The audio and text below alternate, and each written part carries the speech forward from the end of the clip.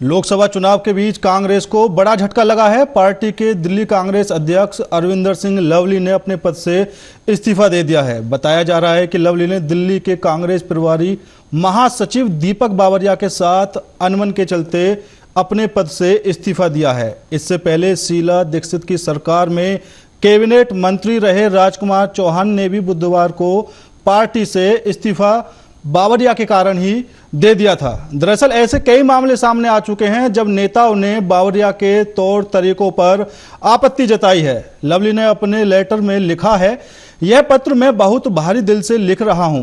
मैं पार्टी में खुद को एकदम लाचार महसूस करता हूं, इसलिए अब दिल्ली के अध्यक्ष पद पर बना नहीं रह सकता। दिल्ली कांग्रेस के वरिष्ठ नेताओं के लिए सभी फैसलों पर एक तरफा दिल्ली के प्रभारी दीपक बावरिया रोक लगा देते थे। जब से मुझे दिल्ली का पार्टी चीफ बनाया गया तब से मुझे किसी को भी सीनियर पद पर नियुक्त करने की अनुमति नहीं मिली। अरविंदर सिंह लवली ने पत्र में लिखा है कि मैंने एक अनुभवी नेता को मीडिया प्रभारी के रूप में नियुक्त के लिए अनुरोध किया है, लेकिन दिल्ली प्रभारी ने इसे खारिज कर दिया। दिल्ली प्रभारी ने अब तक ब्लॉक प्रभारी नियुक्त करने की अनुमति भी नहीं दी है। इसके कारण ही अब दिल्ली के 150 ब्लॉक में प्रभारियों की नियुक्ति नहीं हो सकी है। उन्होंने आगे लिखा है, दिल्ली कांग्रेस इकाई उस पार्टी के साथ गठबंधन के खिलाफ थी जो कांग्रेस के खिलाफ झूठ बोलकर मनगढ़ंत और दुर्भावनापूर्ण भ्रष्टाचार के आरोप लगाकर बनी थी। जिस पार्टी के आधे कैबिनेट मंत्री इस समय भ्रष्टाचार के आरोप में जेल में बंद हैं। इसके बाद भी पार्टी ने दिल्ली में आम आदमी पार्टी के साथ गठबंधन करने का फैसला किया। हालांकि हमने पार्टी के अंतिम फैसले का सम्मान किया। मैंने न केवल सार्वजनिक रूप से इस निर्णय का समर्थन किया, बल्कि यह भी सुनिश्चित किया कि राज्य इकाई हाईकमान के अंतिम आदेश के मुताबिक ही काम करे। दिल्ली प्रभारी के निर्देश पर मैं अरविंद केजरीवाल की गिरफ्तारी की रात सुभाष चोपड़ा और संदीप दीक्षित के साथ केजरीवाल के घर भी गया था। हालांकि इस मुद्दे पर मेरा मत बिल्कुल अलग था। तो दिल्ली कांग्रेस के अध्यक्ष अरविंदर सिंह लवली ने आज अपने पद से इस्तीफा दे दिया और उन्होंने सीधा सीधा दीपक बावरिया पर आरोप भी लगाया है कि वो उनके काम में बाधा डालते थे। इसी कारण पार्टी में उनकी सुनवाई नहीं होती थी।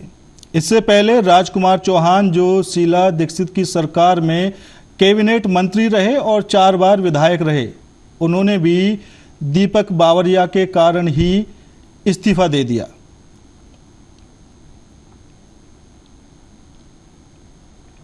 लोकसभा चुनाव के बीच कांग्रेस को ये बड़ा झटका लगा है।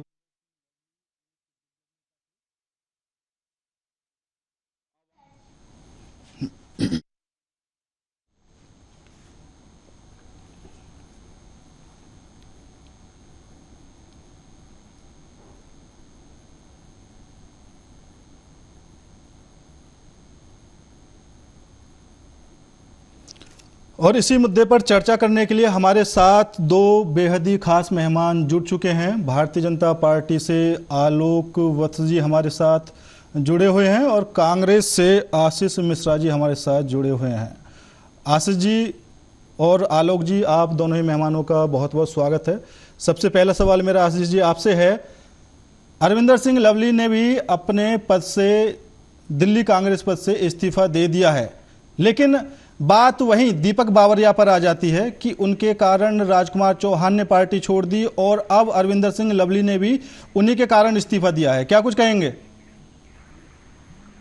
देखिए, सबसे पहले तो मैं आपके माध्यम से एक चीज बताना चाहता हूं कि आदरणीय खड़गे साहब जो हमारे कांग्रेस पार्टी के अध्यक्ष हैं, उन्होंने संगठन के महासचिव श्री वेणुगोपाल जी से बात की है और उनसे चर्चा करके इस विषय को सॉल्व करने की बात की है।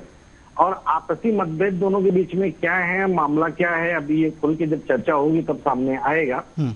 एकजुटता के साथ में चुनाव लड़ना है और काम करना है। लवली साहब को भी ये चीज पता थी कि हम सभी लोग गठबंधन में काम कर रहे हैं, क्योंकि ये चुनाव जो है ये देश के हित के लिए है, संविधान को बचाने के लिए है, लोकतंत्र की रक्षा के लिए है। इस वजह से बहुत सारी चीजों को और मतभेदों को हम लोगों ने दरकिनार करते हुए गठबंधन को तवज्जो दी ताकि वोटों का ध्रुवीकरण ना हो और वोट न बटे, इसलिए हमारे साथ के सातों उम्मीदवारों को वहां से चुन के ले आना, ये दोनों ही पार्टियों की जिम्मेदारी थी। और इसी के साथ में हमारे जो 26 अलायंस दल के लोग हैं, सभी के सभी लोगों की ये ख्वाहिश थी कि किसी भी प्रकार से संविधान को बचाने की लड़ाई के लिए हम लोगों को एक दूसरे के साथ है। निश्चित तौर पर अब इन दोनों के बीच में अनबन किस बात को लेके है, और मुझे ऐसा लगता है कि अरविंदर सिंह लवली जी बड़े नेता, वो उन्हें समय लेकर पार्टी के भीतर ये बात रखनी चाहिए थी, न कि ये बात मीडिया में रिलीज करनी चाहिए थी। और जो भी हुआ वो गलत ही है, लेकिन खैर उन्होंने पार्टी के अध्यक्ष पद से इस्तीफा दिया है। बात करने की बात खड़गे साहब ने कही है और उन्होंने कांग्रेस पार्टी नहीं छोड़ी है। कांग्रेस पार्टी में अभी भी वो बने हुए हैं। नहीं, बिल्कुल कांग्रेस पार्टी में बने हुए हैं, उन्होंने अपने पद से इस्तीफा दिया है जी। तो अब निश्चित तौर पर वेणुगोपाल जी से उनकी बात होगी और मसले को सुलझाने का प्रयास होगा। यही एक खूबसूरत लोकतंत्र है हमारे यहाँ पे। ये आजादी है कि यदि आपके मन में कुछ है तो आप उसको बयां कर सकते हैं। आपको जबरन कोई रोक के नहीं रखता कि आप कोई शब्द कह ना पाओ। नहीं, मुझे एक बात बताइए, अरविंदर सिंह लवली ने अपने लेटर में साफ साफ लिखा है कि दीपक बावरिया उन पर दबाव बना रहे थे कि जो नेता उनके खिलाफ हैं उनको पार्टी से निकाल दिया जाए। अब इस कारण उन्होंने इस्तीफा दे दिया। इसके अलावा बात करें, 7 सीटें हैं और आपने गठबंधन किया है आम आदमी पार्टी से, लेकिन 3 सीटें आपके हिस्से में आई हैं। उन 2 सीटों पर आपने उदित राज और कन्हैया कुमार को उतार दिया। पार्टी में इस चीज का भी विरोध चल रहा है। देखिए, वही मैं आपसे कहना चाह रहा हूं कि निश्चित तौर पे ये जवाबदेही है। अरविंदर सिंह लवली जी एक सीनियर नेता हैं, उनको इस बात का भान होना चाहिए कि आपकी बातों को पार्टी आलाकमान सुनती है और सुनी है और सुनेगी। तो आपकी जिम्मेदारी थी कि आपके और बावरिया जी की जो भी आपस में जो बातें थी, आप दोनों जन को पार्टी के नेताओं के समक्ष बैठना था और वहां पे चर्चा करनी चाहिए थी। निश्चित तौर पर इसका सॉल्यूशन निकलता। और मीडिया में ये बखेड़ा खड़ा करके और ये इन चीजों का रिलीज करके उसमें कोई निष्कर्ष नहीं निकलता, क्योंकि आज जब चुनाव हो रहे हैं, बहुत ही कम दिन बचे हैं जब चुनाव होना है, तो दिल्ली में भी। तो इस समय जरूरत है कि हम बाकी प्रोपोगेंडा मीडिया पे बाकी प्रोपोगेंडा करने से बेहतर है कि हम इस विषय पे चर्चा करने के लिए ज्यादा से ज्यादा समय प्लेटफॉर्म पाए मीडिया में कि कांग्रेस पार्टी की योजनाएं क्या है, विचारधारा क्या है और कांग्रेस पार्टी क्या मैनिफेस्टो लेके लोगों के बीच में जा रही है। अगर इस प्रकार से अपनी बातों को नहीं रख पाएंगे और इन भ्रामक चीजों में अपना समय व्यतीत करेंगे तो निश्चित तौर पर इससे हमारा बहुत बड़ा नुकसान। चलिए ठीक है आलोक जी, लोकसभा चुनाव के बीच जिस तरीके से कांग्रेस को झटके पे झटके लग रहे हैं, पहले राजकुमार चौहान ने पार्टी से इस्तीफा दे दिया और अब अरविंदर सिंह लवली ने अपने पद से इस्तीफा दे दिया, बीजेपी को कुछ फायदा हो सकता है? आलोक जी,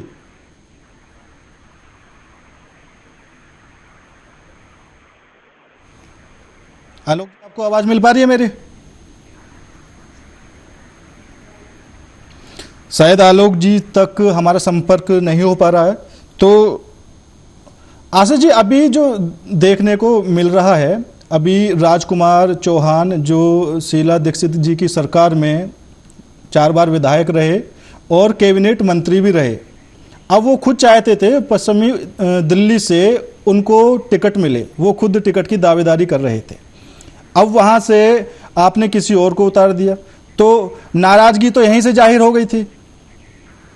ऊपर से उन्होंने आरोप लगाया कि उन्होंने दीपक बावरिया जी ने विधायकों की बैठक बुलाई थी और वहां पर मुझे सबके सामने से निकाल दिया गया, यह भी मेरे लिए अपमान था। आशीष जी, हाँ जी, जवाब दीजिए। देखिए, अभी ये जो घटनाएं हैं, मैंने आपको स्पष्ट शब्दों में अपनी बात कह दी कि ये जरूरी है कि इन सब चीजों को पार्टी के समक्ष उठाया जाए। जब तक आप पार्टी के वरिष्ठ नेताओं से अपनी व्यथा नहीं कहोगे, अपनी बातों को उनके सामने नहीं रखोगे, तो निश्चित तौर पर इसका कोई नतीजा तो नहीं निकल सकता ना। मीडिया में लेके आना और अपने ही समय को बर्बाद करना, ये तो गलत है। नहीं, ये भी है ना कि अगर किसी पार्टी के बड़े नेता की बार बार नहीं सुनी जा रही हो तो लास्ट में वो क्या करेगा, वो इस्तीफा ही देगा। नहीं, इससे पहले उनको ये चीज बताना चाहिए, प्रेस में आके उन्होंने मीडिया में एक बात कही होती कि पार्टी से हम नेताओं का समय मांग रहे हैं, अगर आपके ऐसे नहीं सुनी जा रही है, आप चलिए ठीक ट्विटर है, पे एक मैसेज डाले होता। ठीक है आलोक जी, आवाज मिल पा रही है मेरी? हाँ, मिल रही है। हाँ, अभी अरविंदर सिंह लवली ने भी कांग्रेस के अध्यक्ष पद से इस्तीफा दे दिया है। उससे पहले बुधवार को राजकुमार चौहान जी ने इस्तीफा दे दिया था। अब आपको क्या लगता है, बीजेपी को कुछ फायदा हो सकता है दिल्ली में, क्योंकि चुनाव का माहौल है, लोकसभा चुनाव के दौरान कांग्रेस को झटका लगा है? देखिए, एक पुरानी कहावत है, घर फूटे गंवार लूटे।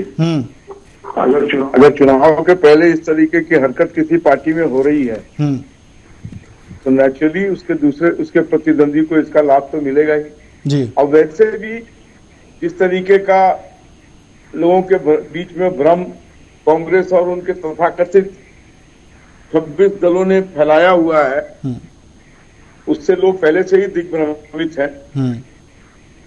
जब भी कोई पार्टियां मिलकर चुनाव लड़ती हैं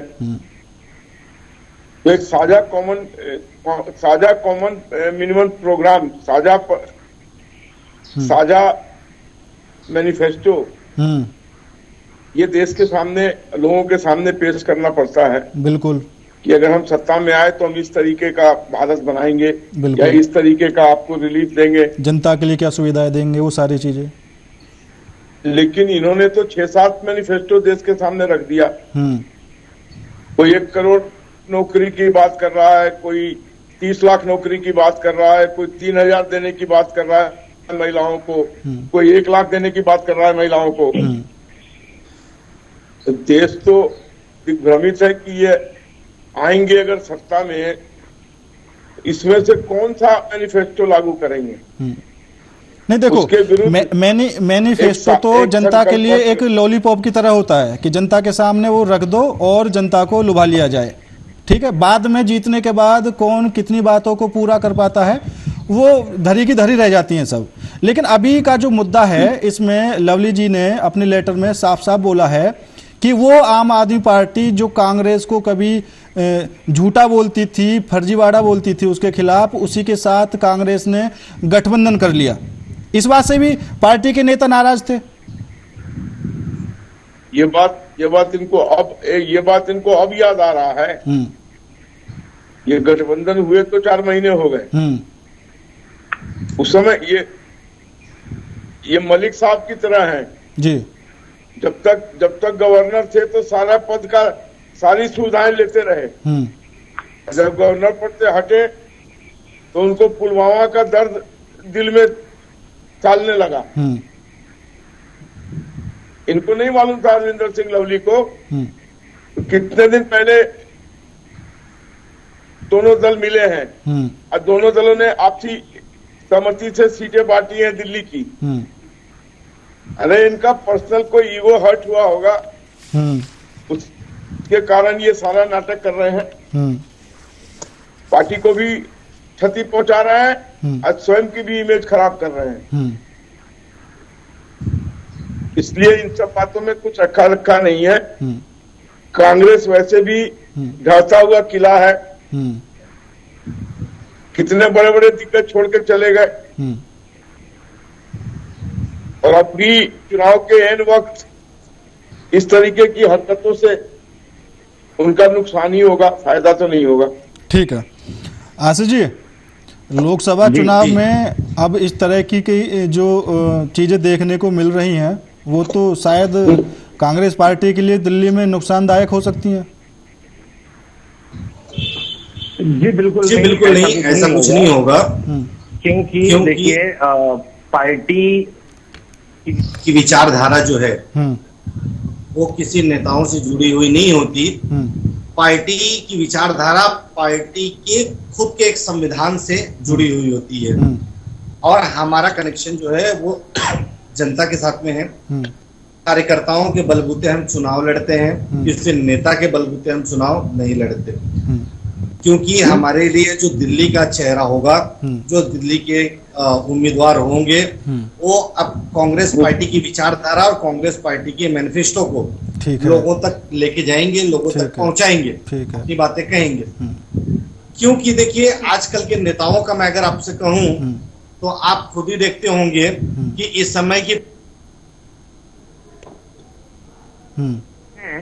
नेता आप समझ लीजिए कि सुबह कांग्रेस में है, कल तक महंगाई, बेरोजगारी, इन सब मुद्दों पे, महिला सुरक्षा, देश में बढ़ते कर्ज, फीस, स्कूलों में बढ़ती फीस की, इन सब बातों को लेके वो रोज सड़कों पे आंदोलन कर रहे थे। ठीक है।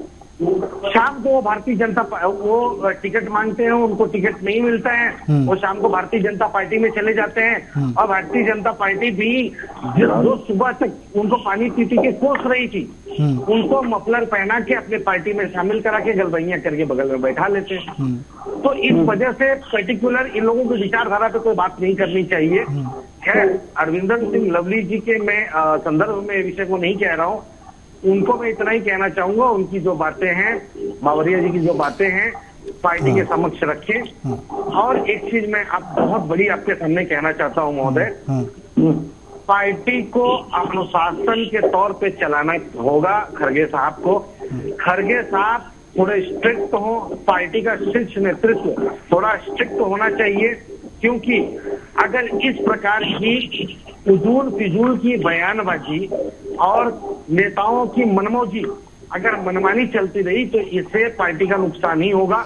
नहीं, देखिए अभी आगे के दिनों के पहले, एक मिनट, आगे के दिनों के पहले अभी जो चुनाव आ रहे हैं और अभी चुनाव के दरमियान भी पार्टी छोटे छोटे कार्यकर्ताओं के, जमीनी स्तर के कार्यकर्ताओं के लिए अपने दफ्तर के ओपन विंडो खोले, ठीक है, विंडो को ओपन करें, ताकि जमीनी स्तर पे क्या रुझान है, जमीनी स्तर पे क्या हालात है, जनता के बीच का समीकरण क्या है, नेताओं से और जनता से तालमेल में गैप है या नहीं है, कम्युनिकेशन नहीं। आशीष जी ठीक है, अभी आपने अनुशासन की बात कही, ठीक है, कि कांग्रेस पार्टी अनुशासन से चलती है। अब जो आज का मुद्दा है उसमें जो अरविंदर सिंह लवली ने लेटर में लिखा है, अनुशासन उसमें दिखाई देता है। उसमें एक तो उन्होंने इस बात का जिक्र किया है कि दीपक बावरिया चाहते थे जो नेता उनके खिलाफ हैं उनको अरविंदर सिंह लवली निकाल दें। तो ये किस तरह का अनुशासन है? दूसरा, आपके पास दिल्ली में 7 सीटों में से, गठबंधन में से 3 सीटें हिस्से में आई हैं। अब उस पर भी अगर आपकी पार्टी के कार्यकर्ता, आपकी पार्टी के पूर्व विधायक विरोध कर रहे हैं तो आपको मान लेनी चाहिए उनकी बात। आपकी कार्यकर्ता हैं, पुराने कार्यकर्ता हैं। मैंने आपको इसके लिए कहा कि पार्टी का ये काम है, शीर्ष नेतृत्व का काम है कि जो राजनेताओं की उन्होंने नियुक्ति की है वरिष्ठ पदाधिकारी के रूप में, सबसे पहले उनके कामों का लेखा जोखा देखें। ठीक है। पद किसी को भी बांटने से संगठन मजबूत नहीं होता।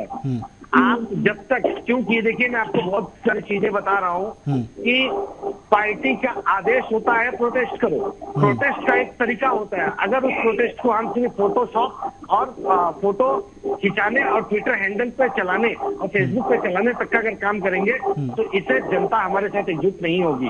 जनता को महंगाई, बेरोजगारी, आज आप देखेंगे हर टीवी चैनल के सर्वे पे निकल के आ रहा है कि 50 से 51, 52, 53% जो लोग हैं उनके लिए महंगाई, बेरोजगारी बड़ा मुद्दा है। अगर महंगाई, बेरोजगारी बड़ा मुद्दा है तो निश्चित तौर पर कांग्रेस पार्टी इस बार बड़े परिवर्तन की तरफ जा रही है। और जिस प्रकार से उदयपुर चिंतन शिविर में हमारी बातें हुई थी, नए चेहरों को सामने लाना होगा, युवाओं को मौका देना होगा और जिसको आप मौका दे रहे हैं उसकी जवाबदेही आपको तय करनी होगी। ठीक। आलोक जी, आशीष जी बोल रहे हैं कि कांग्रेस पार्टी इस बार बड़ा परिवर्तन कर सकती है बेरोजगारी और महंगाई के मुद्दे पर। एंकर महोदय, एक 10 सेकंड में कंफ्यूज। ठीक है, जल्दी कीजिए। और उसके बाद अब बावरिया साहब को और लवली साहब को, दोनों जन को पार्टी को तत्काल सामने बुलाना चाहिए। और जो भी गलत हो तुरंत का तुरंत दंडात्मक कार्रवाई उसके ऊपर करनी चाहिए। इसी के साथ पूरे देश में ये चीजों को आला कमान को चिन्हित करना चाहिए कि जो नेताओं का चाल चरित्र आगे पीछे नजर आ रहा है, इसके पहले वो इस्तीफा दे, उनको पार्टी से बाहर कर दो। ठीक है। नहीं, अभी आप बोल रहे हैं कि जो गलत हो उसको दंड देना चाहिए। ये कोई पहला मुद्दा नहीं है दीपक बावरिया का। इससे पहले राजकुमार चौहान जी ने जो पार्टी छोड़ी उन्हीं की वजह से तो छोड़ी है। अगर कोई पहला मुद्दा होता उस चीज में चलो देखा जाता कि एक बार कांग्रेस पार्टी के जो आला कमान है उनके सामने पेश हो जाना चाहिए। बिल्कुल होना चाहिए। अगर हमें कोई शिकायत होती है तो हम अपने क्लास टीचर से कहते हैं, क्लास टीचर से भी अगर बात नहीं बनती है और तो क्लास टीचर क्या करता है, क्लास टीचर प्रिंसिपल के सामने हमको खड़ा करता है। तो अगर कोई बात रहेगी, संगठन के महासचिव हैं हमारे आदरणीय केसी वेणुगोपाल जी, साथ में और भी वहाँ पे लोग हैं, उनके सामने बातों को रखे। अगर वहाँ पे भी बात नहीं बनती है, उनकी जिम्मेदारी है कि वो खड़गे साहब के सामने खड़ा करेंगे। चलिए ठीक है। आलोक जी, अभी आशीष जी ने कहा कि कांग्रेस पार्टी बड़े परिवर्तन की ओर है और महंगाई और बेरोजगारी के मुद्दे पर अब की बार सरकार बना सकती है, क्या लगता है आपको? देखिए, हजूर बहुत देर कर दी आपने आते सिर पर चुनाव है और अभी आप संगठन और उसको ठीक करने की कवायद की बात कर रहे हैं। इसका खामियाजा किसको भुगतना पड़ेगा ये मुझे बताने की जरूरत नहीं जी। कांग्रेस एक ढहता किला है और कितना ढहेगा वो तो 4 जून को प्रदर्शित होगा। सरकार बनाने की बात तो दिवा स्वप्न है। ये लड़ रहे हैं सर्वाइवल के लिए और हम लड़ रहे हैं सरकार बनाने के लिए जी। तो दोनों में बहुत बड़ा डिफरेंस है। ये सर्वाइवल की लड़ाई लड़ रहे हैं, वेंटिलेटर पर है कि किसी तरीके से सांस लौट आए। हम सरकार कितनी मजबूती से बने इस कवायद में लगे हुए हैं। आप किस मुद्दे पे चुनाव लड़ रहे हैं अतुल जी? अतुल जी, आप किस मुद्दे पे चुनाव लड़ रहे हैं? हमारे पास मुद्दों की कमी है। हमारे जन कल्याणकारी योजनाओं का जो लाभ जनता को मिल रहा है वो आपको मुझे बताने की जरूरत है। डीजल मिलता था 95 रुपीज, उसके हो गए। नहीं, आप डीजल और पेट्रोल ये एमपी का बहुत दिनों से बता रहे हैं। नोटबंदी, डीजल, महंगाई, बेरोजगारी, ये बहुत दिनों से ये एमपी बता रहे हैं, लेकिन ये सुविधा नहीं। एक एक करके महंगाई और बेरोजगारी पे ही आए थे ना, 2 करोड़ रोजगार पे आए थे ना। मैंने कहा ना, ये सब बातें आप बहुत दिनों से कर रहे हैं।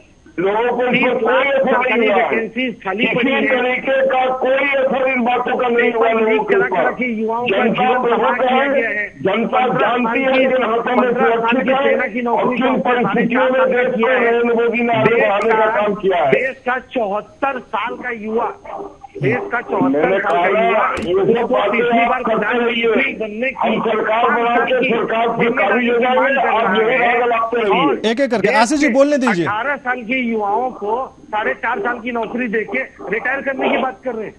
ये तो दुर्भाग्य। हम जो भी कर रहे हैं जनता उससे खुश है। आप कुछ भी करेंगे उससे जनता खुश नहीं है। मीडिया का आपका सहयोग है और आप लोग मन बरगलाने के लिए देखिए आशीष जी, मंगल सूत्र के ऊपर आपकी राजनीति चली है। किसके साथ जनता खड़ी है मैंने आपको बताया तो सही। गांव के क्षेत्र में चलिए, गेहूं के क्षेत्र में चलिए, मछली के पॉइंट पे चलिए, दलहन की खेत में गाँव और ग्राम के क्षेत्र में हम जाते हैं। अच्छा ठीक है। आपको दिल्ली में ऐसे प्रत्याशी के नहीं चेंज करने पड़े, कारण बताओ। हर्षवर्धन हमारे अधिकार क्षेत्र में है। अधिकार क्षेत्र में नहीं, आपके यहाँ पे मनमानी है। आप लोग, वो लोग भी खाए हैं, वो लोग कुछ मुंह खोल के बोल नहीं सकते। मीनाक्षी लेखी तो वही है ना जो संसद भवन में खड़ी होकर कहती है अरे आप विधवा विलाप बंद कीजिए।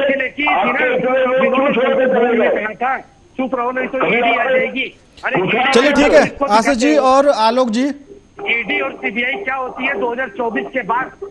नहीं ठीक है, समय कम है और आप दोनों ही मेहमान हमारे साथ इस चर्चा में जुड़े। आप दोनों ही मेहमानों का बहुत बहुत धन्यवाद। और फिलहाल मेरे साथ इस खास पेशकश में इतना ही। बाकी देश और दुनिया की तमाम खबरों के लिए देखते रहिए आर्या न्यूज।